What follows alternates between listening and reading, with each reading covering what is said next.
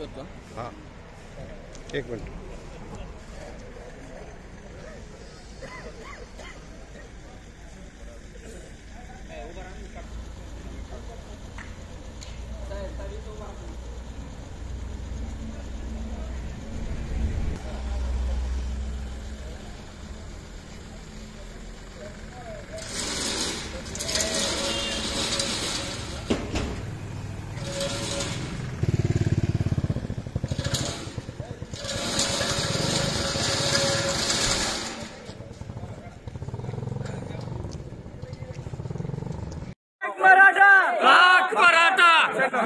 अरे त्याच्या मागे फिरून राहिला फक्त तू नाही त्याच्या मागे नाही भिल का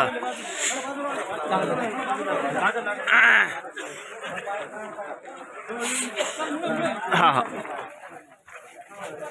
काय म्हणून दाखल आज 20 तारीख आहे, पहिला महिना आहे। आम्ही काल रात्री 12 वाजता 1 वाजता इथं नांदेड जिल्ह्यातून आलेलो आहोत। आम्ही ते सरकारला माझी विनंती आहे, पुन्हा पुन्हा हात जोडून कळकळीची विनंती आहे आमच्या मराठ्याची की या मराठ्याचा प्रश्न सॉल्व करा। म्हणून दादा जे काही म्हणतील त्यांना उत्तर द्या आणि ज्या पद्धतीने ते आरक्षण म्हणतील मराठा आरक्षण त्या पद्धतीने आम्हाला सॉल्व करा। मी हात जोडतो या सरकारचे।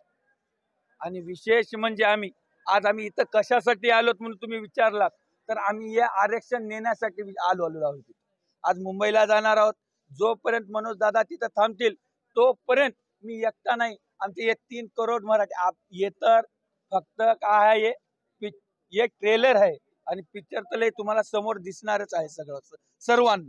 आणि ओबीसी समाजाचं यांनी म्हणत असतील की तुम्हाला खेडे गावामध्ये ओबीसी समाज विरोध आहे। आम्हाला खरंच सांगतो तुम्हाला कोणताच समाजाचा आम्हाला विरोध नाही, की त्यांना कळालंय की हे मराठ्याला आरक्षण भेटलं पाहिजे म्हणून त्यांना सर्वांना या ओबीसी समाज असेल, आमचा एससी समाज असेल, मुस्लिम समाज असेल। आता मला सांगतो मी तुम्हाला सत्य परिस्थिती सांगतो, प्रत्येक गावात जा आमचे जे संबंध आहेत, आम्ही खेडेगावचे आहोत, आमचे एकूण एकाला चांगले संबंध आहेत। फक्त हे जे राजकारणी जे लोक ज्या नेतृत्व करायला दुसऱ्या या ओबीसी समाजाचं मी कोणाचे नाव घेणार आहे, हे माणसं द्वेष आणू लागले, द्वेष मराठा समाजामध्ये आणि इतर समाजामध्ये। त्यांना सुद्धा हात जोडून कळकळीची विनंती आहे मला की तुम्ही असं द्वेष आणू नका। तुम्ही त्या राजकारणाच्या पोटी असं आमच्यामध्ये असं नरड्यावर आमच्या पाय देऊ नका म्हणून हात जोडून कळकळीच्या विनंतीने सांगत आहे। काय म्हणलं? माझं नाव माधव उंबरराव पाटील केरुरे।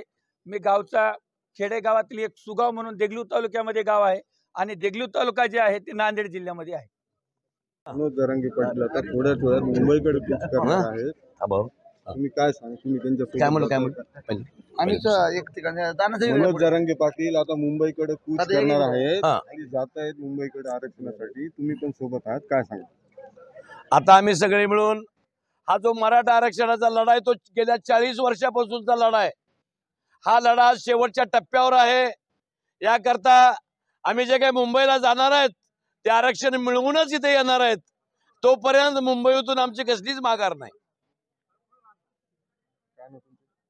जीवनराजे इंगळे, तुळजापूर। आझाद मैदान तुम्हाला ताब्यात दिलेलं नाही महापालिकेनं, मुंबईचं आझाद मैदान मुंबईत ताब्यात दिलं नाही, काय सांगणार सरकारला तुम्ही? आता सरकारला काय सांगायचं, काय त्याची गरज नाही, कारण मुंबई सगळी ब्लॉक करायची ताकद या महाराष्ट्रातल्या संपूर्ण मराठ्यामध्ये आहे।